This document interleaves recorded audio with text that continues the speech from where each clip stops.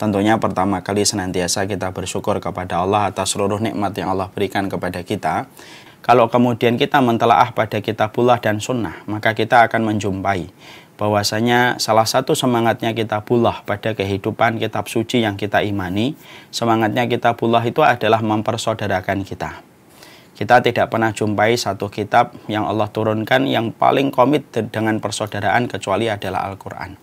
Makanya kita jumpai banyak sekali ayat-ayat yang Allah terangkan, yang mana kalau kita renungkan tafsirnya, kita maknai bagaimana tadabbur maknanya, maka kita akan jumpai bahwasanya semangatnya kitabullah itu adalah semangatnya mempersaudarakan di antara orang-orang yang beriman. Makanya kita dapati ada perintah kita untuk puasa, itu sebenarnya menanamkan persaudaraan, supaya si kaya bisa merasakan perihnya lambung orang-orang miskin. Kita diperintahkan memberikan sedekah kepada fakir miskin, kata fakir miskin berulang-ulang di dalam Al-Quran, supaya dengan apa yang kita miliki, tetap kita memiliki perhatian kepada fakir miskin, supaya terciptanya persaudaraan. Sampai ada satu surat yang disebut dengan ayat persaudaraan atau surat persaudaraan, yaitu adalah surat Al-Hujurat. Ketika Allah menerangkan pada setiap ayatnya bagaimana kaidah dan bagaimana fondasi di dalam kita bersaudara. Semua itulah yang menjadikan para ulama lalu berkata, salah satu semangatnya kitabullah di dalam Al-Quran ketika kita membacanya, yaitu adalah semangatnya adalah mempersaudarakan. Semangatnya adalah menjaga ikatan kecintaan di antara sesama mukmin dengan sesama mukmin. Dan itu diterangkan di dalam kitabullah supaya betul-betul kita bukan hanya bersaudara secara nasab, bukan hanya kita bersaudara secara edaran darah atau secara gen, tapi kita mampu bersaudara betul-betul disebabkan karena iman yang kita miliki dan ketakwaan yang kita miliki. Maka itulah yang kita jumpai di dalam kitabullah. Ini juga yang kemudian kita jumpai di dalam sunnah Rasulullah. Kalau kita perhatikan, masing-masing dari setiap sunnah itu intinya salah satunya itu mempersaudarakan kita. Kita diperintahkan ngomong yang baik. Itu sebenarnya adalah supaya kita tidak menyinggung dan tidak menyakiti orang-orang yang ada di sekitar kita ketika kita disampaikan sabda Rasulullah, yaitu adalah man kana yu'minu billahi wal yaumil akhir falyakul khaira aw liyasmut. Wahai barang siapa yang beriman kepada Allah dan hari akhir, maka ngomonglah yang baik, kalau tidak bisa maka diamlah. Kita disuruh untuk memuliakan tamu yang datang. Kita disuruh berwasiat yang baik kepada tetangga. Kita disuruh untuk mempersaudarakan atau untuk membuat islah di antara orang yang bertengkar. Semua itu, kalau kita perhatikan kata para ulama, salah satunya Syekh Singkiti, orang yang faham sunnah, orang yang faham tentang hadis-hadis Nabi SAW, dia akan betul-betul mengambil kesimpulan bahwasanya sunnah yang diterangkan oleh Nabi adalah sunnah yang sifatnya adalah mempersaudarakan antara sesama orang yang beriman, supaya menumbuhkan kasih sayang dan cinta kasih di antara mereka yang bertakwa kepada Allah ketika mereka berada pada jalan keimanan yang sama. Makanya kalau kita pikir, Masya Allah ya, sampai urusan dapur kita pun kalau kita kaitkan dan kita kaitkan dan kita hubungkan dengan sunnah, ternyata sampai urusan dapur kita pun ternyata kita diperintahkan untuk bersaudara, dan jangan sampai asap yang keluar dari dapur kita melukai hati orang lain. Tidak pernah kita jumpai ada seorang nabi, ada seorang laki-laki di atas muka bumi ini yang paling konsen terhadap persaudaraan kecuali adalah Rasulullah Shallallahu Alaihi Wasallam. Makanya sampai nabi itu dipuji. Kan kita tahu bahwasanya Nabi adalah seorang Nabi dan seorang Rasul, pemilik sunnah. Apa pujian Allah kepada Nabi Muhammad dan kaumnya? Bukan hanya dipuji dalam sholatnya saja, bukan hanya dipuji dalam masalah puasanya, tapi justru Nabi dan para sahabatnya itu dipuji sebagaimana yang kita baca di akhir surat Al-Fatih. Muhammadur Rasulullah waladina amanu ma'ahu asyidda walal kufaru hama'u bainahum. Sesungguhnya Rasulullah dan orang yang bersamanya, mereka itu adalah asyidda walal kufar, keras kepada orang kafir yang memusuhi Islam.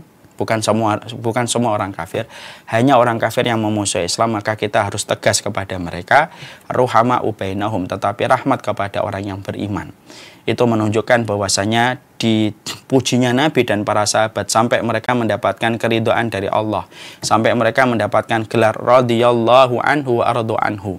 Itu bukan karena sholatnya, bukan karena puasanya, tetapi justru dipujinya Nabi dan para sahabat itu karena komitmen mereka yang senantiasa menebarkan rahmat di antara orang yang beriman. Dan inilah yang menjadikan kita harus berpikir keras. Makanya kalau ada orang ketika dia mengaku bahwasanya dia memahami agama, ketika dia mengaku bahwasanya dia mengikuti jalan sunnah, tetapi dia justru menikmati permusuhan, dia menikmati hujatan, dia menikmati celaan, dia menikmati vonis. Yang kita pertanyakan adalah Nabi mana yang kamu contoh, Rasul manakah yang kamu ikuti, ketika Nabi kita selalu mencontohkan bagaimana beliau itu berkomitmen untuk menumbuhkan kasih sayang di antara orang yang beriman, persaudaraan yang dibangun atas ketakwaan kepada Allah Subhanahu wa Ta'ala, dan itulah yang diinginkan oleh Rasulullah ketika Nabi itu semangatnya dalam sunnah itu mempersaudarakan. Makanya Nabi itu paling tidak suka kalau kemudian setiap orang itu sudah membawa semangat fanatisme kelompok dan golongannya, sebagaimana pernah terjadi ketika ada perselisihan antara Muhajirin dan Ansor. Orang Muhajirin memanggil ya lil Muhajirin, kemudian orang Ansornya memanggil ya lil Ansor. Padahal maaf ya, Muhajirin dan Ansor itu nama yang diberikan oleh Rasulullah, nama yang sangat syar'i, lebih syar'i dari semua nama kelompok dan pengajian hari ini. Ya, walaupun pengajiannya mengatasnamakan, tidak ada yang lebih syar'i daripada nama Muhajirin dan Ansor. Tapi ketika mereka memanggil ya lil Muhajirin wa ya lil Ansor, maka Rasulullah ketika mendengar itu berkata, bagaimana saya masih hidup di antara kalian tetapi kalian sudah memanggil dengan panggilan jahiliyah. Padahal saat itu luar biasa yang dipanggil adalah nama Muhajirin dan Ansor, tetapi membuat Rasulullah marah ketika nama itu dipakai untuk melegitimasi permusuhan dan perselisihan yang ada di antara mereka pada saat itu. Dan akhirnya dengan sabda Rasulullah akhirnya mereda. Bagaimana Nabi itu menutup celah kalau ada hal-hal yang bisa mengakibatkan perpecahan hati di antara para sahabatnya. Sebagaimana pernah kita jumpai dalam satu riwayat yang sahih, Abu Dzar dengan Bilal ini pernah berselisih. Ketika Abu Dzar itu menjelaskan tentang strategi perang, maka Bilal itu menyampaikan sesuatu menurut pikirannya. Lalu dia berkata, harusnya begini, harusnya begini, wahai Abu Dzar. Lalu Abu Dzar itu ketika mendengar ucapan Bilal, maka beliau itu tidak terima. Lalu kemudian secara refleks beliau berkata, uskut anta ya ibna sauda.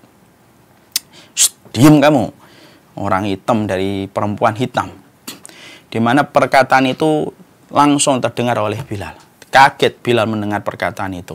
Tapi Bilal ketika emosi tidak meluapkan emosinya dengan langsung mengajak duel Abu Dzar. Karena orang-orang yang beriman itu tahu kalau ada perselisihan itu langsung diserahkan kepada Nabi. Maka Bilal berkata kepada Abu Dzar, saya tidak akan menghukumi perkataan ini sampai saya kemudian bertanya kepada Rasulullah SAW. Maka Bilal meninggalkan majelisnya itu. Di situ ada Abu Dzar, dan Abu Dzar ketika disebut nama Rasulullah sadar kesalahannya. Lalu kemudian dia mengikuti Bilal bin Abi Robah ketika menghadap Nabi SAW. Ketika sudah di hadapan Nabi, maka Rasulullah SAW kemudian mendengar apa yang disampaikan oleh Bilal. Maka kemudian Rasulullah memanggil Abu Dzar dalam kondisi marah. Lalu kemudian Rasulullah mengatakan, inna kamruun fika jahiliyah.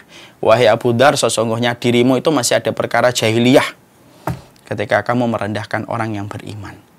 Maka pada saat itu Abu Dzar menyesal dengan apa yang telah dia ucapkan. Dia minta maaf kepada Bilal.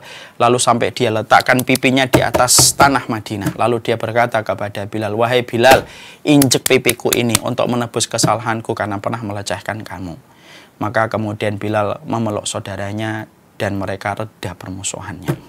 Orang yang membangun sunnah, orang yang mengikuti sunnah, orang yang mengikuti syariat Nabi SAW itu bukan hanya dalam masalah sholat, bukan hanya dalam masalah puasa, bukan hanya dalam masalah haji dan umrohnya yang sunnah. Kan kita sering sekali mendapati semangat yang sudah bagus ya. Kita pengen hajinya yang sunnah, kita pengen sholatnya yang sunnah. Jangan hanya berhenti di situ. Sesungguhnya tidak pernah kita jumpai semangat yang luar biasa yang dibangun oleh Nabi kecuali adalah semangatnya mempersaudarakan.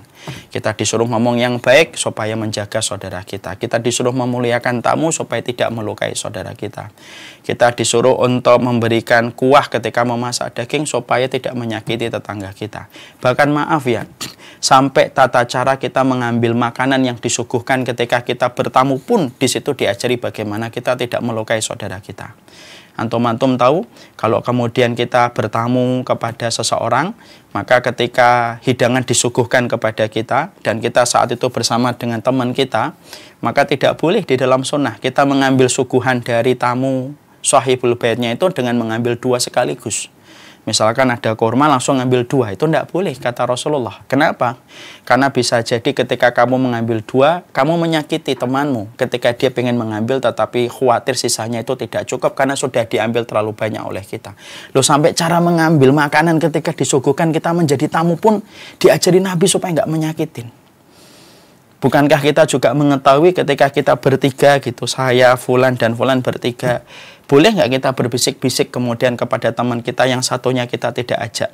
Padahal yang kita bisikkan itu bukan masalah dia, mungkin kita membisikkan masalah yang lain.